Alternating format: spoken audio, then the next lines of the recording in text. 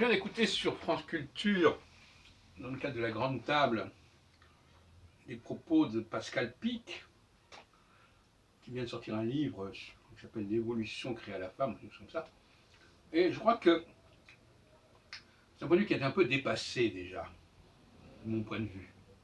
C'est-à-dire que, et je pense que dans les décennies qui viendront, ce point de vue sera encore plus dépassé. Parce que rien, par exemple, la machine, elle nous domine, la machine. Donc, qui domine qui? C'est pas si simple que ça. Personne ne conteste que la machine puisse nous dominer, et qu'elle nous domine déjà en grande partie. Et par conséquent, dans le débat sur l'homme et la femme, à travers l'histoire, la préhistoire, quand faudrait-il réfléchir sur un troisième terme, qui est la machine? Machine sous une forme évidemment très archaïque, mais machine quand même. L'outil, quel qu'il soit, est une machine. Je ne sais pas si M. Pic serait d'accord avec moi, mais c'est une machine aussi. Donc c'est pas nouveau. Et les armes, par exemple, qu'on a pu développer dans les préhistoires, bon, ce sont déjà des machines. Même s'ils ne sont pas des canons, etc. Dire, il ne faut pas présenter les choses de manière complètement caricaturale. Il y avait des machines de toutes sortes. Il y avait des formes d'écriture ou de signes qui ont pu exister, des formes de langage qui ont pu exister. Tout ça, en réalité, n'est pas très différent de ce que nous vivons actuellement. Il y a eu évidemment des évolutions, des perfectionnements, des sophistications, mais pour moi, le préhistorien n'est pas confronté à une réalité foncièrement différente de celle que nous connaissons aujourd'hui. Et ça vaut pour la femme. Donc, nous savons aujourd'hui, plus que jamais, à quel point la machine peut nous dominer. Et donc, il peut très bien y avoir eu des périodes où les machines ont pu dominer. C'est ce qu'on appelle le matriarcat. Voilà. Parce que pour moi, le matriarcat est du côté de la machine. Avec tous les problèmes que ça pose, et que j'ai déjà recensés allègrement depuis quelque temps. Donc le problème n'est pas là. Rien ne prouve que celui qui est inférieur quelque part puisse dominer, si on admet que la machine est inférieure à l'homme. C'est encore un débat. Et aujourd'hui, et encore plus demain,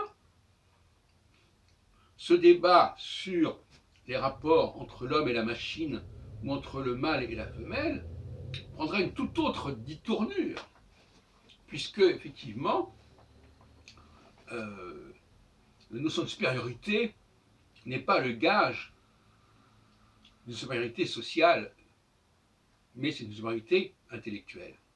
Alors j'ai pris l'autre jour l'exemple de la circulation du sang, qui fait que le sang bleu corrompu, usé, va se régénérer dans le cœur, dans les poumons, c'est-à-dire dans une partie très minoritaire de l'ensemble du corps. Donc ça c'est un premier point. Et puis deuxièmement, que les femmes se soient regroupées, c'est quelque chose que j'ai tout à fait mis en évidence. Tous les groupes se regroupent, par définition. Tous les gens qui se ressemblent s'assemblent. Bon. Ça, c'est pas du tout nouveau non plus. Donc, là où il y a une sorte d'anachronisme dans le discours de Pascal Pic, c'est l'idée de supériorité, d'infériorité, etc. Tout ça est très très relatif. D'ailleurs, le marxisme, par exemple, a proposé une sorte de renversement des rapports de pouvoir, etc., etc. Donc, le fait qu'il y ait un pouvoir comme ceci ou comme cela, et que quelqu'un dirige ou pas, tout ça est très secondaire, finalement. il y a des rapports de force complexes entre plusieurs populations. À certains moments, c'est telle population qui l'emporte sur telle autre, qui domine sur telle autre. À d'autres moments, c'est l'inverse. Tout comme, par exemple, dans le corps humain, à certains moments, le sang bleu l'emporte sur le sang rouge, et à d'autres moments, le sang rouge l'emporte sur le sang bleu, etc., etc. Tout ça, c'est très cyclique. Mais, je crois qu'en conclusion, je dirais, effectivement, alors ça nous pose des problèmes de chronologie. J'ai toujours dit que je ne voulais pas m'impliquer au niveau de la chronologie. Je ne sais pas à quel moment certaines choses se sont mises en place. Ce n'est pas parce qu'on les connaît tardivement ou qu'on les rapporte tardivement que c'est des phénomènes qui ont été tardifs. Il peut y avoir des choses très anciennes qui réapparaissent, qui sont mentionnées beaucoup plus tard. Donc ça, c'est très, très discutable. Ça ne me gênerait pas qu'on me dise que mes analyses au niveau théologique, etc., renvoient à une période beaucoup plus ancienne. C'est mon point de vue en général. J'ai critiqué le point de vue biblique, la représentation que nous fournit la Bible, qui est très tardive. Et c'est pareil pour l'astrologie avec la tétrabible de Ptolémée. Nous n'avons là que des éléments tardifs, et ce serait une grave erreur de croire qu'ils correspondent au moment où les choses commencent à se faire, commencent à se mettre en place. Ce serait une grave erreur.